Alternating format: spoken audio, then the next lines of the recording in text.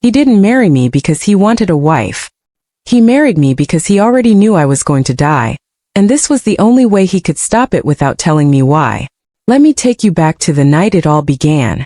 Because the story doesn't start with a wedding. Starts with a door. My name is Deveraux, and I was 27 years old the first time I walked into a building I had no business being inside of. 38 floors of glass and steel in the middle of Seoul's financial district. The kind of building that has its own security language, its own gravitational pull. The kind of building that looks at women like me, black American wearing a blazer I bought on clearance and heels that had started to separate at the left sole, and silently suggests we use the service entrance. I didn't use the service entrance. My brother Theo had been missing for 4 days. Not missing. I knew exactly where he was. I just didn't know if he was breathing. Victor Rail's people had sent me a photograph instead of a phone number, which told me everything I needed to know about the kind of conversation this was going to be. What nobody told me was that Shin Jae-hyun's name was going to come up. What nobody told me was that the man on the 38th floor already knew mine.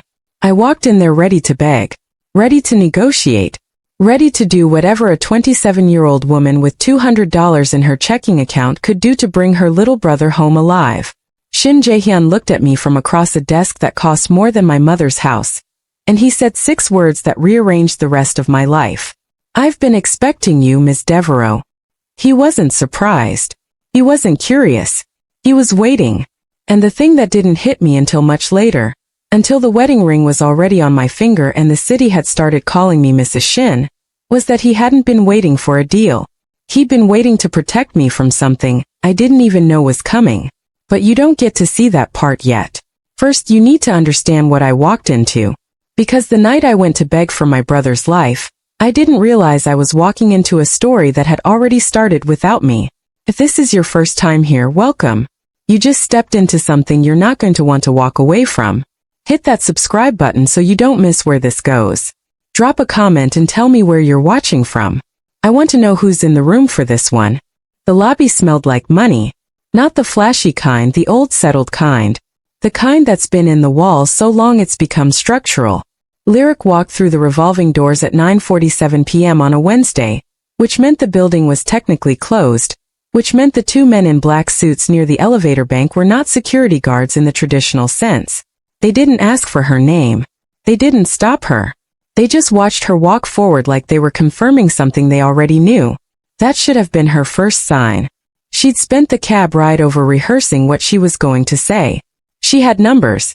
She'd pulled Victor Rail's name through 3 separate databases at the firm, and found a thread connecting his Seoul operations to 3 shell companies, 2 of which had ties to the Shin Group. It wasn't proof of anything, but it was leverage. Or at least it was the closest thing to leverage she could afford. The elevator opened before she pressed the button. Okay, she thought. We're doing this. 38th floor. The doors slid open into a reception area with no receptionist. Just a long hallway with a single door at the end of it, lit from the bottom like a stage. Chai Rin was waiting in the hallway, hands folded, expression professionally neutral. Ms. Deveraux. Not a question. He'll see you now. He'll see me. Lyric repeated it back slowly. Right. Because I made an appointment. You didn't need one. Lyric almost asked what that meant. She kept walking instead. The office was enormous. One wall was entirely glass. The city below looked like a circuit board blinking and alive. There were no photographs on the desk. No personal items of any kind. Just documents, a single lamp, and Shin Jae-hyun, who stood with his back to her when she entered and didn't turn around for a long moment. Long enough to be deliberate. Long enough for her to understand that every second in this room was choreographed. He was taller than she expected. Broader. He wore a charcoal suit with the jacket off and the top button of his shirt open, the only imperfection in an otherwise immaculate picture. When he turned, his face was the kind of composition that took years to build. Sharp jaw. Dark eyes that didn't widen when they found her, didn't perform surprise. They just settled. I've been expecting you, Ms. Deveraux. Lyric felt it then, the specific chill of realizing you're not where you think you are. She'd come here thinking she was the one making a move. That feeling evaporated in the time it took him to cross the room and sit down across from her. My brother, she said. She wasn't going to let him set the pace. I want him back. I know what you want. He didn't lean forward, didn't reach for anything on his desk. Just watched her the way still water watches the surface of itself, calm, deep, giving nothing away. Sit down. I'd rather stand. Something shifted at the corner of his mouth. Not quite a smile. More like the recognition of a move on a board he'd been studying for a while. You'd rather stand, he said. In shoes that are about to give out on you. On a floor you've never been on. In a room you don't fully understand yet. He tilted his head a degree. Sit down, Ms. Deveraux. You came here for a conversation. Let's have one. She sat. Not because he told her to. Because she needed to think, and she thought better when she wasn't burning energy on posture. Victor Rail has my brother. Yes. You have leverage over Victor Rail. Several kinds. Then I need you to use it. She kept her voice flat. Professional. She had learned early in her legal career that emotion was a currency you spent once and never got back. Name your price. Shin Jae-hyun looked at her for a long moment. Then he said something she wasn't prepared for. I already have. She didn't understand what that meant yet. She would. Outside, the city hummed 38 floors below, indifferent and electric. Somewhere in it, her brother was still breathing. She had to believe that. She had to hold that belief like a stone in her hand so the fear didn't flood in and drown everything else. She had no idea that the man sitting across from her had made a phone call 40 minutes before she arrived. A call that had, among other things, ensured that Theo Deveraux would still be breathing in the morning. She had no idea that the call cost Shin Jae-hyun something significant. She had no idea he'd made it without hesitation. The city blinked below them. Neither of them moved. Something had already been decided in this room that she hadn't been invited to vote on yet. And somewhere in the part of her that had always been too perceptive for her own good, Lyric Deveraux felt it. She didn't sleep that night. She sat in her apartment in Mapogu with her laptop open, and a cup of tea she forgot to drink, and built a map of everything she knew about Shin Jae-hyun on a legal pad. 3 pages. Then she crossed out everything she couldn't verify and was left with half a page and a headache. He called at 7:12 a.m.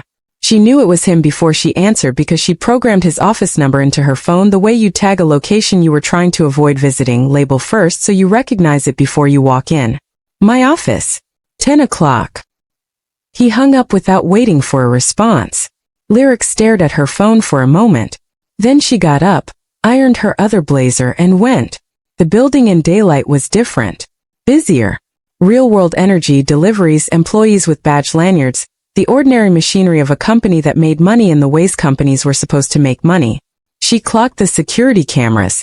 She clocked the ratio of visible staff to the men from last night, who were absent now, replaced by something more seamlessly invisible.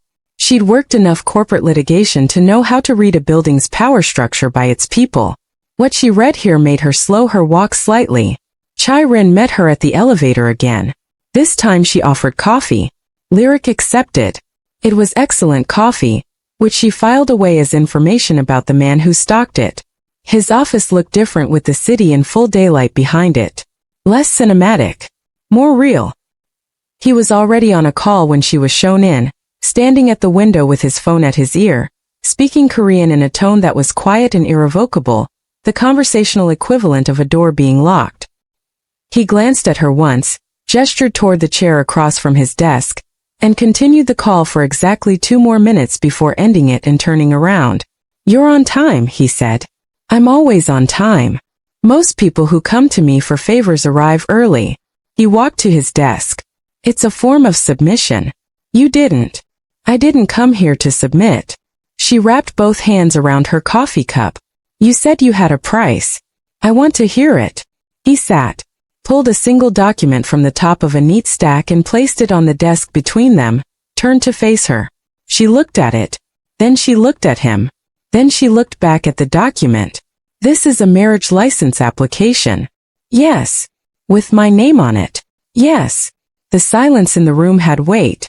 Not the dramatic kind she'd seen in films, not the kind that announced itself. This was the silence of a foundation settling. Something massive shifting below the surface without a sound. Explain. Her voice was even. She was proud of that.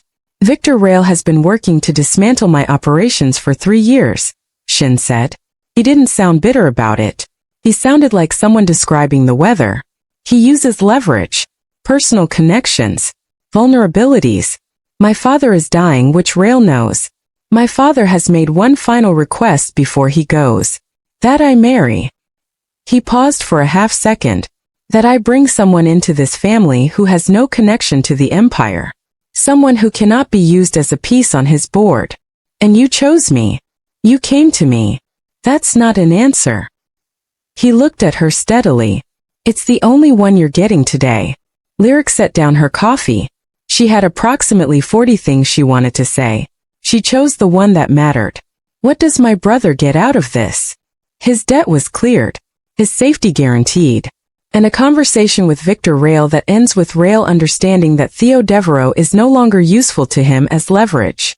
Because if I'm your wife, coming after my brother is the same as coming after you.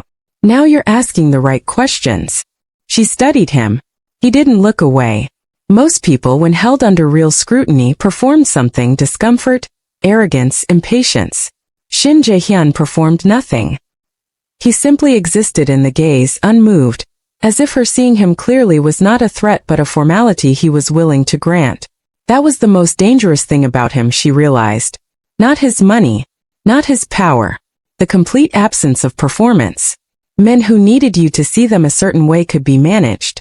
Men who didn't care whether you saw them at all, those were the ones you had to watch. How long? She asked. 1 year. Minimum. And if I say no? He was quiet for a moment. Not calculating, he'd already calculated. This was something else.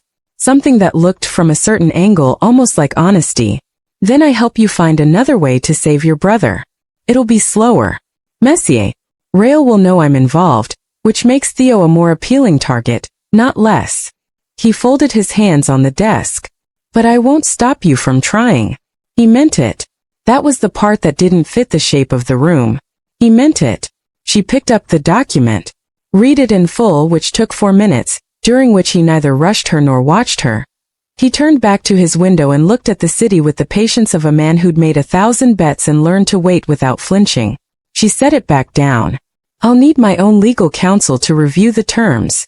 Naturally. I won't sign anything with gaps. I wouldn't respect you if you did. She looked at him one more time. That corner of the mouth thing again. Still not a smile. But closer. She stood up, took her coffee and walked to the door. Miss Deveraux. She stopped. Didn't turn around immediately, just waited. Your brother is in room 412 at Severance Hospital. He's been there since last night. Minor injuries. He'll be ready to leave by this afternoon. She turned then. He was already looking back at the city. She left without saying thank you, because she didn't know yet whether she was grateful or terrified, and she had learned a long time ago not to name a feeling until she was sure which one it was. She wasn't sure. Not even close. She visited Theo first. Room 412.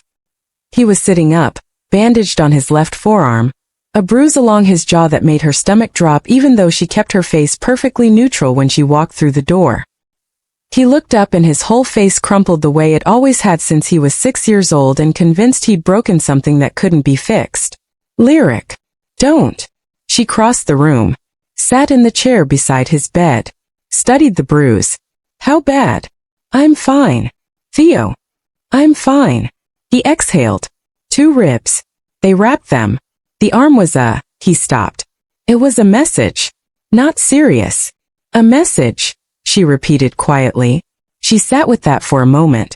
Let it calcify into something solid she could move around rather than something liquid she'd drown in. I'm handling it, she said. Lyric, you can't. These people aren't.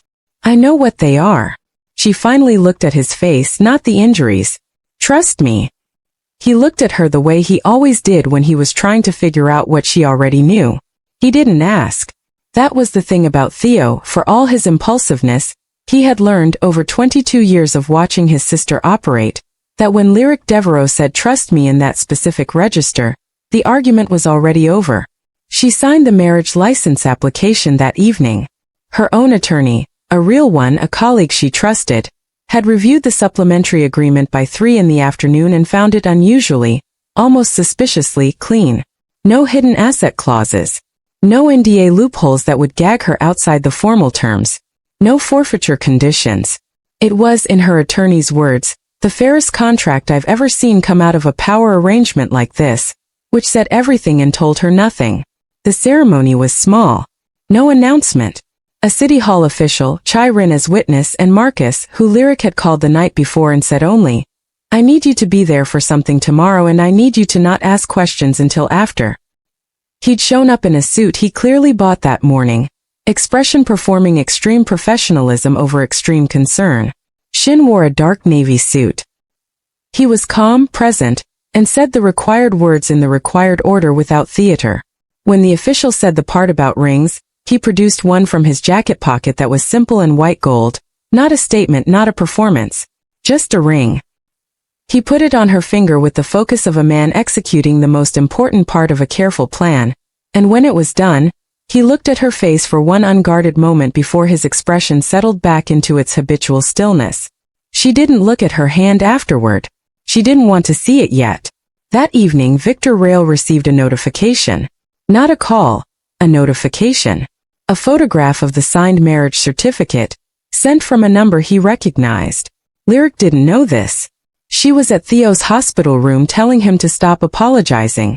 What she also didn't know, the moment the certificate went through, 2 of Shin's men had been quietly repositioned, one to Theo Street, one to her firm. Protective details. Invisible. Shin hadn't mentioned it. He didn't intend to.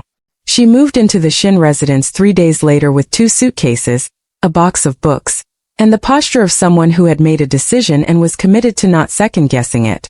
The house was in Hanamdong. Not a house, really more like a structure that had decided to be a house purely as an aesthetic courtesy. Walls of glass and raw stone. Silence that felt curated rather than natural. Chai-rin showed her to her room. Her own room on a separate wing from his, exactly as agreed. That night she lay in a bed that probably cost more than 6 months of her salary, and stared at the ceiling and took inventory of where she was. Wife of the most powerful man in Seoul. Sister of a man who was finally safe. Professional with a career she was now conducting under a name she hadn't been born with. In a house that didn't smell like anything she recognized yet. She turned on her side. She thought about the way he'd said, "I've been expecting you, Ms. Deveraux," the unhurried certainty of it, the weight of it. And then she made herself stop thinking about it because that particular thread, she already understood, was one she couldn't afford to pull. Not yet. But it was there. Right there just beneath everything. Waiting. Okay, I need a second because if you're still here you already feel it, don't you? Something is off about this arrangement. Something Shin knows that Lyric doesn't. And it goes deeper than a dying father's last wish. If you're new here, subscribe right now because this story is not going where you think it's going. Drop a comment and tell me. Do you trust him yet? Because Lyric doesn't. And she's usually right. 2 weeks in. Lyric had started cataloging him the way she cataloged everything. Methodically, without attachment, in bullet points she made in her head during the silences that were never quite uncomfortable. He woke up at 5 a.m. She knew because she heard his footsteps on the stone floor. Unhurried, even. He ran for 45 minutes on the path below the rear terrace regardless of weather. He made his own coffee before the household staff arrived. He read physical newspapers. He kept a slim notebook in his breast pocket that he wrote in with a fountain pen and never left visible on a surface. He ate dinner at 7 p.m. on the evenings he was home, which was roughly 4 nights a week, and he did not watch television. He also, without announcing it or making it a policy, left space on his schedule every Sunday morning that he spent in a small room on the second floor that Lyric had initially thought was a study. It had a desk, yes, but also a chair pulled close to a hospital-style bed. And on that bed, when she accidentally pushed the wrong door open on her second Sunday in the house, was elder Shin Byung-rak. He was smaller than she'd imagined. The photograph she'd found online showed a man who had taken up space the way important men often did. Broadly, expansively, with the physical authority of someone accustomed to rooms orienting themselves around him. The man in the bed was diminished. Not broken, still somehow present in a way that commanded the room without moving but diminished. His throat was bandaged. He was awake. And he looked at her with eyes that knew exactly who she was. Shin Jae-hyun was sitting beside him with the notebook open, reading something aloud, reading to him, she realized. His voice in that room was different. Still low. Still controlled. But not strategic. It was just his voice. The instrument without the performance. He stopped when he noticed her in the doorway. She should have apologized and left. She would have ordinarily. "I'm sorry," she said. "Wrong door." She started to step back. It wasn't the wrong door. Elder Shin's voice was a whisper, hoarse, clearly effortful. But certain. He gestured with 2 fingers, "Come in." She looked at Shin Jae-hyun. His face was carefully neutral. But he moved his chair fractionally. Making room, she realized. Not telling her to leave. Making room. She came in. She sat in a chair near the window, a careful distance from both of them, and she stayed for 20 minutes while Shin Jae-hyun continued reading. She didn't ask what he was reading. She just listened to the cadence of it, and looked at the old man's face, and at some point Elder Shin's eyes closed. Not sleep, just rest, and Shin closed the notebook and looked at her. "He asked to meet you last week," he said quietly. "I told him to wait until you were ready. You didn't ask me whether I was ready." "No. I made a judgment call." A pause. "He's been asking about you. What you're like." She looked at the old man's face. The strong architecture of it. She could see where Shin Jae-hyun's bone structure came from. "What did you tell him?" Shin Jae-hyun was quiet for a moment.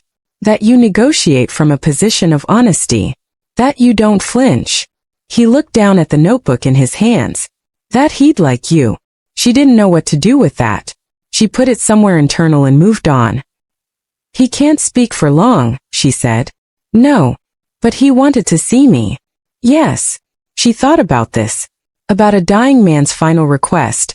Not a hospital, not medication, not one last conversation. A marriage.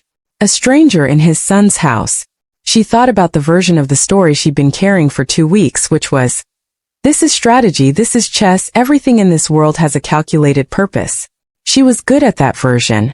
Kept her balanced. "Why me?" she said. She wasn't really asking Shin. It was quieter than a question. "Because," Elder Shin said, and she startled because his eyes were still closed and she hadn't realized he was still listening. "My son has been making decisions for 20 years. He paused for a breath that seemed to cost him. I wanted him to make one that surprised me." She looked at Shin Jae-hyun then. He was looking at his father. And on his face was something she had not seen in 2 weeks. Not strategy, not stillness, not the composed architecture of controlled power. Just something quiet and old and real. Something that looked, from where she was sitting, like love that had no use for words because it had never needed them. She left them there together and walked back down the hallway slowly, her hand trailing the wall. She'd come into this thinking she understood the shape of it. She was starting to realize that the shape had more dimensions than she could see from where she was standing. And somewhere, deep in the part of her that had nothing to do with contracts or strategy, something shifted. Small. Irreversible. Started with a car. Not Shin's car. A car parked across from her firm 3 mornings in a row, always before she arrived and always gone by noon. Dark gray. Nondescript plates. The kind of invisible that was too deliberate to be accidental. She mentioned it to no one. She took a photograph with her phone from the 2nd floor window and sent it to Marcus with the message. "Run the plates if you can." He called her back in an hour. "Clean plates," he said. "But the registration is a rental. Paid cash. Company name that comes back to a holding firm registered in Lithuania," she said. A pause. "How did you know?" She didn't answer. She called Shin's office instead. Chai-rin picked up. "Tell him I need 5 minutes." She had 4 before Shin called her back. She told him about the car. There was a silence on the line that was different from his usual silences, not calm, pressurized. "Go to the internal conference room on your floor," he said. "Don't take the elevator." "I'm at work, Jae-hyun. I know where you are." Another pause and then something unexpected, something she'd been hearing more of lately, in the spaces where his control had small seams in it. "Please." She went to the conference room. His security team arrived 17 minutes later. 2 men who moved through the law firm the way water moves through cracks, finding every angle without being asked to. They didn't speak to her. They spoke to each other. Then they spoke to Shin on an earpiece, nodded, and one of them told her that her afternoon meetings had been rescheduled. By who? By Mr. Shin. She called him directly. You rescheduled my meetings. Victor Rail flew into Seoul this morning.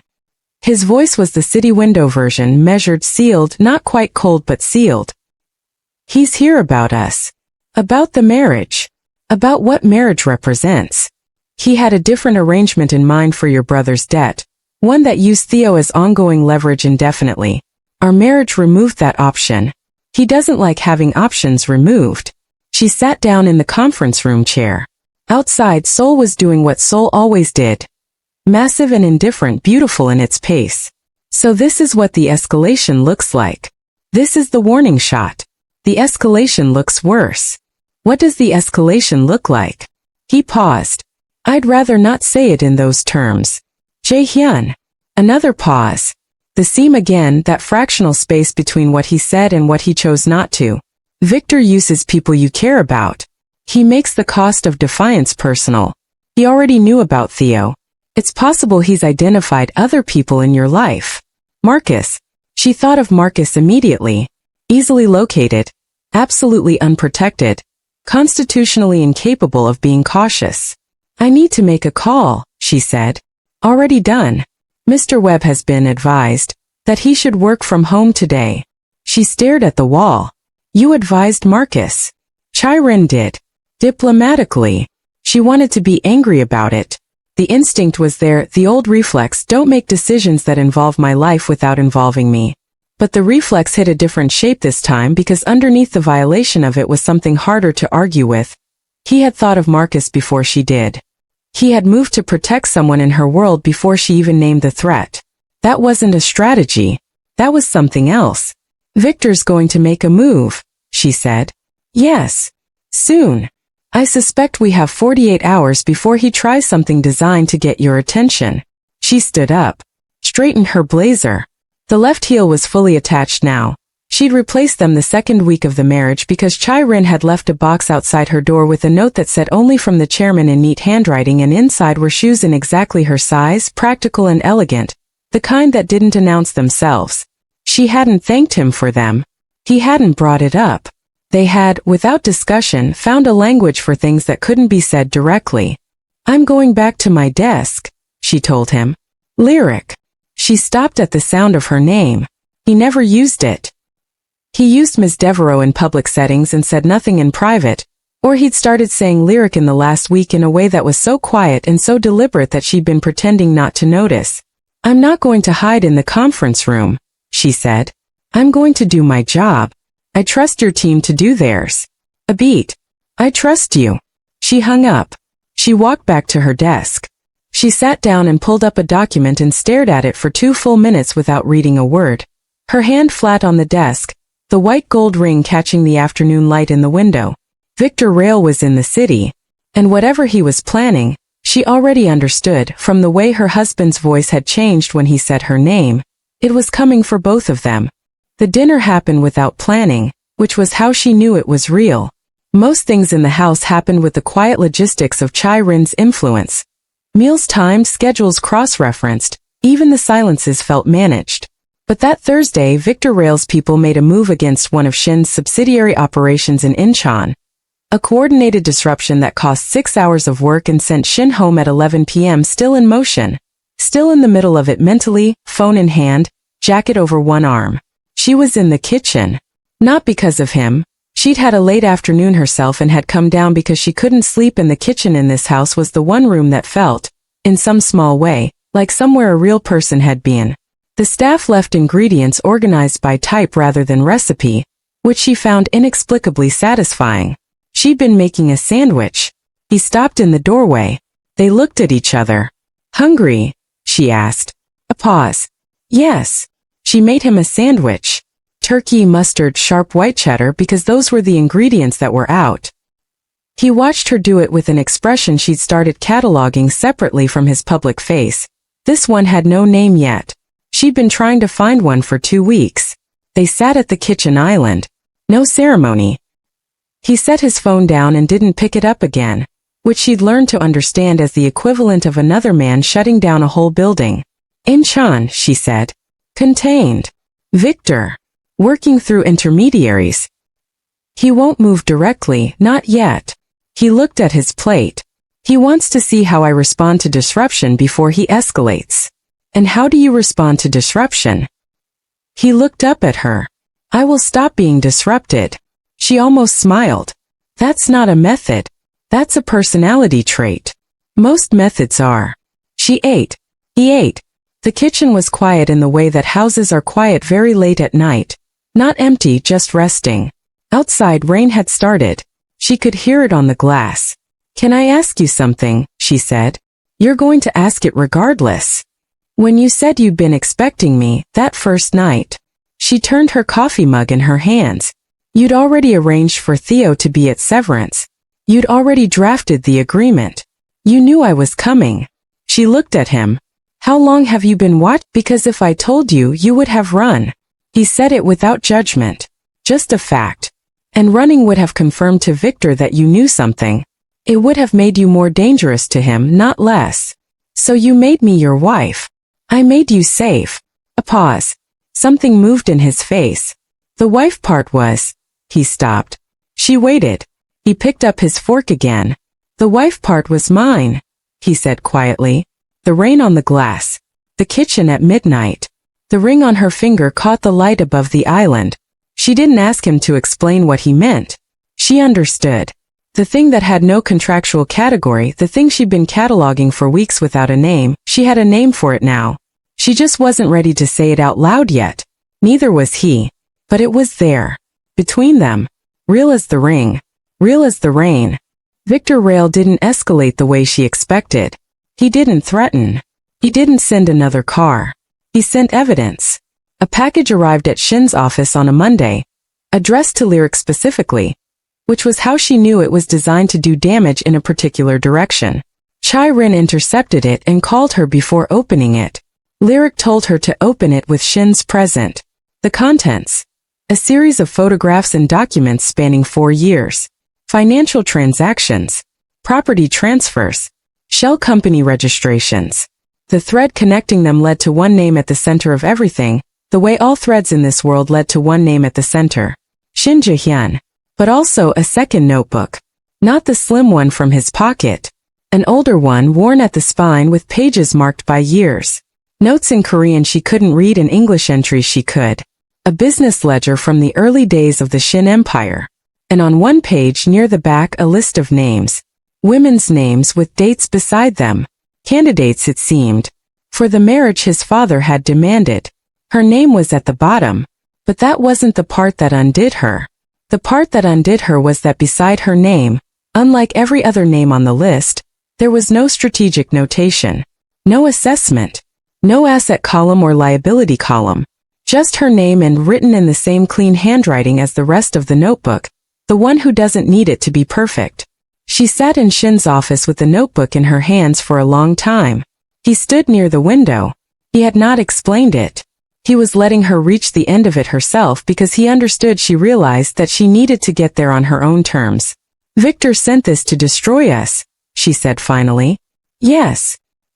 He expected this to, she looked up. To make me think you orchestrated everything. That this was manipulation. That's what he wanted you to think. Is it manipulation? Silence. Then, I identified you as a target 11 weeks before you came to me.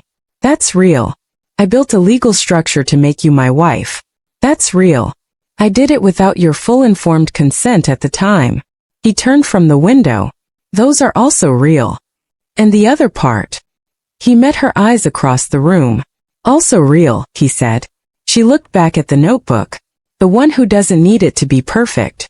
She thought about the shoes left outside her door. About the way he'd said please on the phone. About the Sunday mornings reading to his father. About the kitchen at midnight and the wife part was mine. She thought about Victor Rail sitting somewhere in the city satisfied. Expecting her to walk out. Expecting that the truth arranged just so. Would do what none of his other moves had done. She closed the notebook. What does Victor gain if I leave? She asked. Shin was quiet for a moment. My father dies knowing I failed at the one thing he asked. It breaks our alliance with 3 families who came to the marriage as a show of trust. And you? He stopped. And I go back to being a liability in his ledger. Yes. She stood up, set the notebook on his desk, looked at him with the direct, unperforming full attention gaze that had, she now understood, been one of the things he'd written no strategy next to. Then I'm not leaving, she said. Something in his face, not the composed version, not the controlled version, shifted in a way she'd never seen before, like a door opening from the inside. Lyric. I'm not done. She held up one hand. We're going to have a real conversation about consent and honesty in the 11 weeks. We're going to have that conversation, and it's not going to be comfortable. She lowered her hand. But not today. Today we deal with Victor. Are we agreed? He looked at her for a long moment. Then, agreed. She picked up her bag. What's the move? And Shin Jae-hyun, for the first time in the presence of another person in longer than he could clearly remember, let himself be surprised, and it looked from where she was standing like relief. Victor's real move came on a Thursday, at 6:47 p.m. Not Theo. Not her. Not Shin's business. Elder Shin Byung-rak's care team was accessed. Medical records altered. Not lethally. Victor wasn't sloppy enough for something that obvious. The alteration was designed to delay a treatment protocol by 72 hours. 72 hours that, given the progression of the elder's condition, would not be recoverable. It was Director Yoon Sung-pil's signature on the access authorization. Victor's man. Legitimate access through a corrupt channel, leaving no clean evidence trail. She found out because she happened to be in the second-floor room when Elder Shin's nurse arrived and found the discrepancy. She found out before Shin did. And for approximately 4 minutes, alone in that room, Elder Shin's hand loose against the sheet, his breathing shallow in the way that hadn't been shallow the week before. She sat with the specific terror of understanding what had been done and why. Then she called Chai-rin. By the time Shin arrived home, she had already made 3 calls. One to her firm's medical litigation contact. One to a journalist Marcus knew who covered institutional corruption. One to a former colleague who worked in the Health Ministry's Oversight Division. She had assembled in 45 minutes, in a room with a dying man she'd known for barely a month, a chain of pressure sufficient to force an emergency review of Director Yoon's authorization access. Not legal action. Not yet. But a visibility event. The kind that made the authorization impossible to sustain without immediate public exposure. Victor needed 72 hours of quiet. He wasn't going to get them. Shin walked in and she was standing in the hallway outside the room. Arms crossed, phone in her hand, running through what she built in her head to check for gaps. He looked at her. He looked at the door. He understood. How did you? I was here. He absorbed this. His face did the thing it did when something genuinely landed. Not movement exactly, but a density. A presence. The treatment delay, she said. They'll reverse it. I've made it impossible not to. He nodded once. Victor loses the play, she continued. But he's going to know it came from me, not you. That changes his calculation. She looked at him steadily. It makes me a more active target. I know. I know you know. I'm telling you I understand that, and I'm telling you I made the calls anyway. She held his gaze. Because he's your father. And whatever else this is, whatever we're still figuring out, he's been good to me. In his way. Shin Jae-hyun stood in his hallway at 7:15 p.m. on a Thursday and looked at his wife. And the thing that moved across his face was not the composed version of himself, not the chairman, not the architect of empires. It was just a man, standing in front of someone who had chosen to stand beside him without being asked, and experiencing the full weight of that. He didn't have words. He reached out and took her hand. Not a power move. Not strategy. Just her hand in his. His thumb moved once across her knuckles. They stayed like that in the hallway for a moment that had no contractual category, no strategic footnote, no place in the notebook. Then, we need to end this, she said. Yes. Tell me how. He looked at the door, at his father's room, at the stillness behind it. Then he looked at her. Victor's holding one piece of evidence that he's been keeping as a final play. Something from 20 years ago. Something that predates me. It was my father's. He's had it for a decade and never used it because using it was nuclear. It would end Victor as much as it would end us. He paused. I know what it is. I've known for 3 years.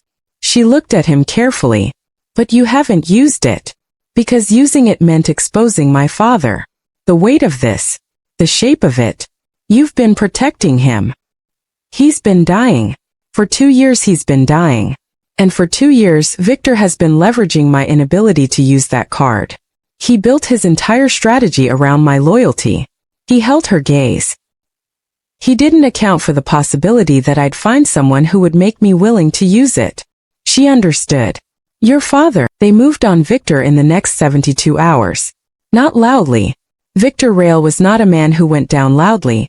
His entire operation was built on the absence of noise, on the quiet dismantling of structures, on leverage applied in rooms where no one was watching. The way to end him was to do what he'd never learned to defend against. Transparency. Shin released the evidence, the piece from 20 years ago, his father's, the one Victor had been hoarding as a nuclear option, to 3 journalists simultaneously across 2 countries with full documentation. He released it with a statement that named his father's role, contextualized it in the full history of the Shin family's cooperation with investigative authorities over the intervening decades, and invited scrutiny. He didn't hide it. He removed its power by making it public before Victor could weaponize it. Victor's leverage, once detonated in the open, was just history. And history, unlike leverage, cannot be used to threaten a man who isn't afraid of it anymore. Director Yoon Sung-pil resigned within 48 hours. His resignation opened the door to an audit of Victor's Seoul-based operations that he couldn't contain. Victor left Korea on a Friday morning, quietly, with the efficiency of a man who knows when a board has shifted beyond recovery. He would resurface. Lyric understood that. Shin understood it too. Victor Rail was not the kind of problem that was resolved, he was the kind that relocated. But the specific threat, the configuration of leverage and exposure and personal targeting that had defined the last weeks, that they had dismantled. Together. Piece by piece. In hallways and kitchens and conference rooms and a hospital room on the 2nd floor. Elder Shin Byung-rak died on a Sunday morning.